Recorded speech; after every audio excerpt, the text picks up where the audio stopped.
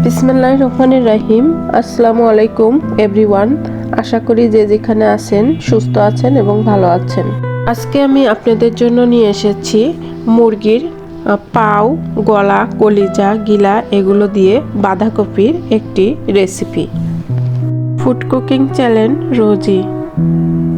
রেসিপিটি শুরু করার আগে আমার ছোট্ট একটা রিকোয়েস্ট, যদি আপনারা কেউ চ্যানেলে নতুন হয়ে থাকেন তাহলে চ্যানেলটি সাবস্ক্রাইব করে বেল আইকনটি প্রেস করে রাখুন, যাতে আমি ভিডিও দেওয়ার সাথে সাথে আপনাদের কাছে নোটিফিকেশনটি চলে যায় এরকম নিত্য নতুন রেসিপি দেখার জন্য। আর যারা সাবস্ক্রাইব করেছেন তাদেরকে অসংখ্য ধন্যবাদ।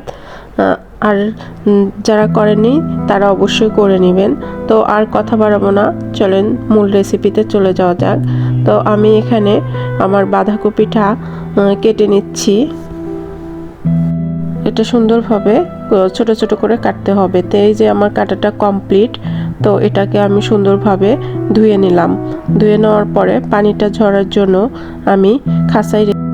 আর এখানে আমি নিয়ে নিয়েছি মুরগির পাও 4 পিস, গলা, গিলা, কলিজা এবং কিছু মাংসের টুকরা। তারপরে আমি কড়াইটা বসিয়ে দিলাম। কড়ার মধ্যে দিয়ে দিলাম আমি পরিমাণ মতো সরিষার তেল। তো সরিষার তেলটা আমি সব তরকারিদের সাথেই খাই, সয়াবিন তেলটা খুবই কম খাই। এর মধ্যে এখন আমি তেলটা গরম হওয়ার পরে এর মধ্যে দিয়ে দিলাম 2 টুকরা দারচিনি আর সাথে দিয়ে দিলাম 3 টুকরা এলাচ। এরপরে আমি কয়েকটা তেজপাতা, 3টা তেজপাতা দিয়েছি, মাঝখান দিয়ে ছিঁড়ে দিয়েছি। তারপরে দিয়ে দিলাম 2টা শুকনো মরিচ। শুকনো মরিচটা দিয়েছি কালারটা সুন্দর দেখার জন্য। এটা 1 মিনিটের জন্য একটু তেলের মধ্যে নাড়াচাড়া করে এটাকে সুন্দরভাবে ভেজে নিতে হবে। তো আমার ভাজাটা শেষ। এ পর্যায়ে দিয়ে দিচ্ছি আমি পেঁয়াজ কুচিটা এরপরে আমি দিয়ে দিলাম। তো পেঁয়াজ কুচিটাও হচ্ছে কিছুক্ষণ সময় নিয়ে ভাজতে হবে। তো এরপরে আমি দিয়ে দিচ্ছি আমার বাটা মশলাটা, জিরা, আদা এবং রসুন। মশলাটা আমি মিহি করে নেই, এটা এইভাবেই, রসুনটা বেশি মিহি না করে এইভাবেই দিয়েছি। এরপরে আমি দিয়ে দিলাম কাঁচামরিচ, আমার টুকরো করে কেটে রাখা কাঁচামরিচটা। এরপর আমি দিয়ে দিয়েছি পরিমাণ মতো লবণ।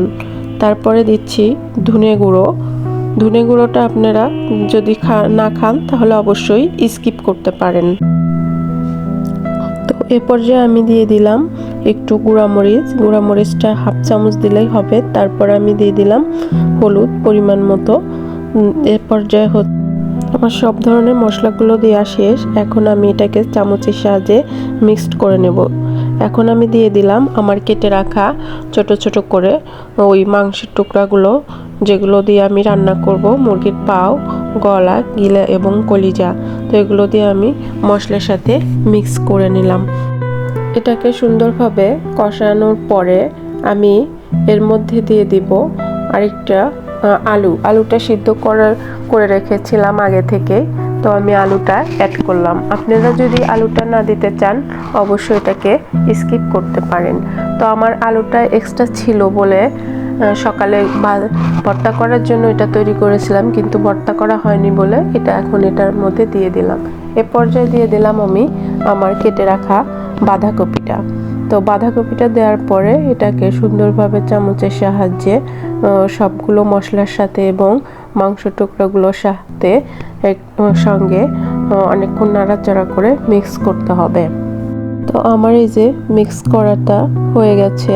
তো এটা সুন্দরভাবে প্রথমে মনে হয়েছে কড়াইতে আটবে না, তো আমি এ পর্যায়ে একটু পানি দিয়ে দিলাম, কারণ এটা আমি একটু একদম শুকনো ভাজিটা করব না, একটু ঝোলঝোল রাখবো। তার জন্য আমি এটাকে একটু পানি দিয়ে দিলাম। তারপরে আমি এর মধ্যে একটু ঘি দিয়ে দিলাম। তো ঘিটা দিলাম একটু স্বাদটা আরও বেশি বাড়ানোর জন্য। তারপরে আমি একটু এটাকে জাল করব। এই যে দেখতে পাচ্ছেন আমার রেসিপিটি কমপ্লিট, রেসিপিটি হয়ে গেছে। তো হচ্ছে এটার কালারটা অনেক সুন্দর হয়েছে, দেখতেই ভালো লাগতেছে। আপনাদের কাছে আমার রেসিপিটি যদি একটুও ভালো লাগে থাকে অবশ্যই লাইক, কমেন্ট এবং শেয়ার করবেন। সবাই ভালো থাকবেন। আল্লাহ হাফেজ।